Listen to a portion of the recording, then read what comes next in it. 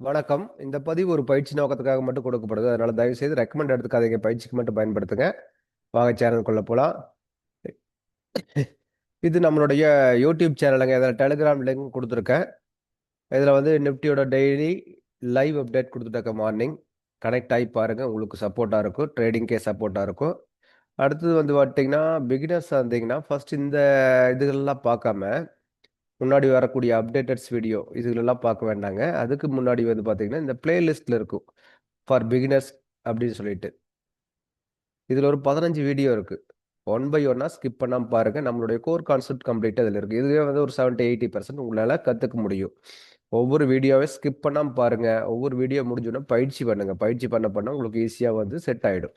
Already traders வந்தா இந்த தவறாமல் பார்க்க வேண்டிய பாருங்க. இதுலயே அந்த கான்செப்ட் முழுமையா உங்களால புரிஞ்சுக்க முடியும்.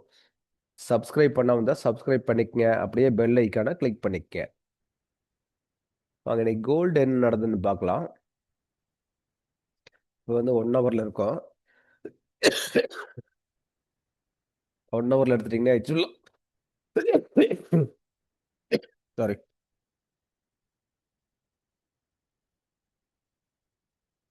1 ஹவர்ல எடுத்துட்டீங்கன்னா ஆக்சுவலா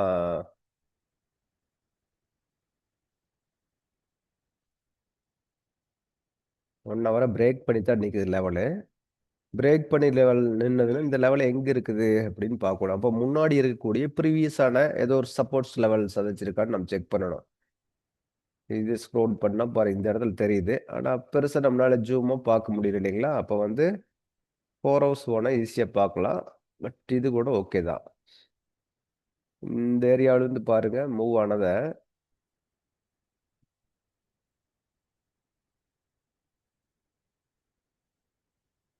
இங்கிருந்து மூவ் ஆயிருக்கு பார்த்தீங்களா? இங்கிருந்து மூவ் ஆனது இங்க வந்து ஒரு ஸ்ட்ரகிள் ஆயிருக்குது இல்லைங்களா?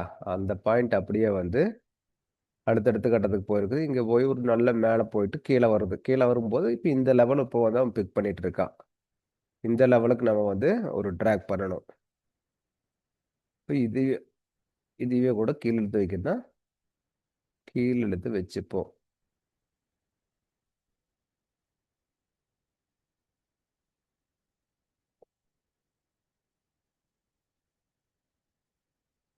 புரியுதுங்களா? அப்ப அந்த சப்போர்ட் விட்டாச்சுன்னா அடுத்த சப்போர்ட் இந்த சப்போர்ட். சப்போர்ட் அடுத்த ரேஞ்ச் மாறிடுச்சு அவ்வளவுதாங்க.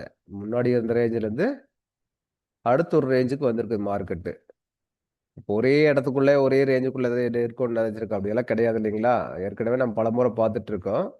ஒரு ரேஞ்ச் தாண்டிச்சுன்னா அடுத்த ரேஞ்சுக்குள்ள வந்துரும் மார்க்கெட்டு அப்படின்னு சொல்லிட்டு. அதே தான் பண்ணியிருக்குது இங்க. இந்த இந்த ரேஞ்சை விட்டாச்சு. இந்த ரேஞ்சை விட்டோம்னா ஆட்டோமேட்டிக்கா அடுத்த ரேஞ்சுக்குள்ள வந்து அடுத்த சப்போர்ட்ல தான் வந்து நிக்குது. இடையில எத்தனை இது இருந்தாலும் எங்கேயும் நிக்கிறது இல்லை பாத்தீங்களா? இது பிரேக் ஆனா அடுத்த சப்போர்ட்டுக்கு வந்துருச்சு. இது வந்து 15 மினிட்ஸ் ஆர் 5 மினிட்ஸ்ல என்ன ஆப்பர்ச்சுனிட்டி கொடுத்துருக்குன்னு பார்ப்போம். Trading opportunities.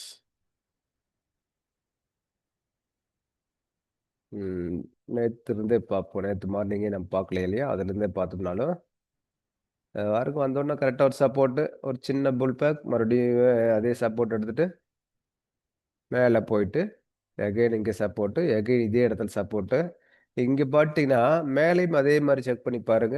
இந்த இடத்துல ரெசிஸ்டன்ஸ் வந்தாச்சுன்னா ஆட்டோமேட்டிக்காக அங்கேருந்து கீழே வர்றான். இந்த ரெசிஸ்டன்ஸே வராம அதுக்கு முன்னாடியே இங்க இருக்கக்கூடிய லெவல்ஸையுமே அவர் ரெசிஸ்டன்ஸை பிக் பண்ணிட்டு இருக்க கவனிச்சு பாருங்க. அப்ப இந்த இந்த லெவல் வந்தாவே அவனால வந்து மூவ் ஆக முடியல அப்படின்னு தெரிஞ்சுக்கணும். மேல வந்து அந்த ரெசிஸ்டன்ஸ் லெவல் போகாட்டி கூட இந்த லெவல்லயே அவர் ரிவர்ஸ் ஆயிட்டு இருக்கிறான் அப்படிங்கறத அண்டர்ஸ்டாண்ட் பண்ணணும். இது வரைக்கும் 15 மினிட்ஸ்ல பாக்குறோம்.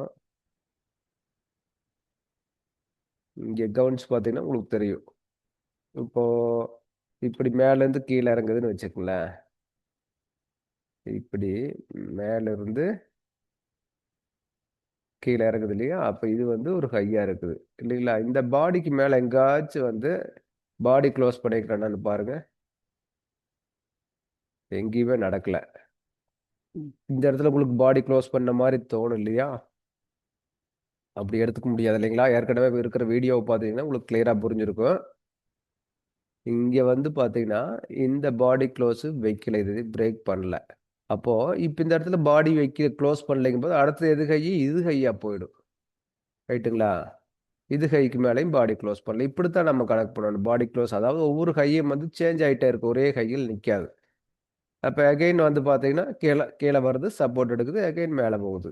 இங்கேயும் சப்போர்ட், அகைன் மேல போகுது. இப்ப இதுவரைக்கும் போயிருக்கு. இதே இடத்துக்கு வந்தாச்சு கிட்டத்தட்ட. இந்த இடத்துல வந்து ஒரு கன்சல்டேஷன் இருக்குது பார்த்தீங்களா? இப்படித்தான் மார்க்கெட்ல மாத்தி மாத்தி நடந்துட்டே இருக்குங்க. ஒவ்வொரு இடத்துலயும் வந்து இத நம்ம ஃபாலோ பண்ணா போதுமானது. ஒரு சப்போர்ட், ரெசிஸ்டன்ஸ் நீங்க வந்து இந்த ரெசிஸ்டன்ஸுக்கே போகணும், இந்த சப்போர்ட்டுக்கே வரணும்னு இல்ல. பக்கத்தால இடையிலேயே அதுவே கிரியேட் பண்ணிட்டு போயிட்டு இருக்கு. பாரு இங்க கிரியேட் பண்ணிக்குது பார்த்தீங்களா? இதே மாரி தான் அதுவே கிரியேட் பண்ணிட்டு போயிட்டு இருக்கு. இது ஒரு ரெசிஸ்டன்ஸா இருக்குது. 1 ஹவரோட ரெசிஸ்டன்ஸ் ஜோனா இருக்குது. ஆனா 15 மினிட்ஸ்ல இடையிலேயே அது ஒரு ரெசிஸ்டன்ஸ் ஜோன் கிரியேட் பண்ணுது. அப்ப இதையும் நம்ம எடுத்துக்கணும். இப்ப எந்தெந்த சப்போர்ட், எந்தெந்த ரெசிஸ்டன்ஸ்ல மேட்ச் பண்ணுதோ அது கூட டிராவல் பண்ணிட்டே இருக்க வேண்டியது தான். ஓகேங்களா? அடுத்த ஒரு வீடியோல மறுபடியும் பார்க்கலாங்க. நன்றி.